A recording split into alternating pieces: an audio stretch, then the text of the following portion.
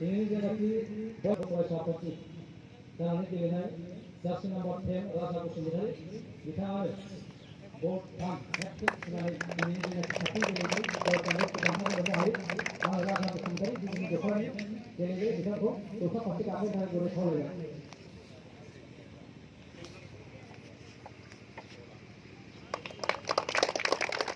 यहाँ पांच सभी कॉन्सेप्ट कॉपी हेर जाना आवे पांच से आरो नहीं तो पांच था दो kita को कोठा सारे गोरे छोड़ गया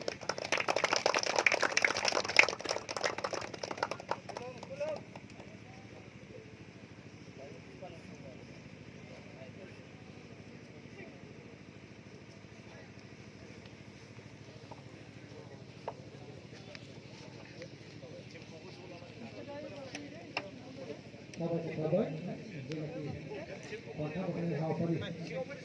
Hal itu mau pulang sahabat. Kalau boleh pulang ini nak jadi lebih. Musim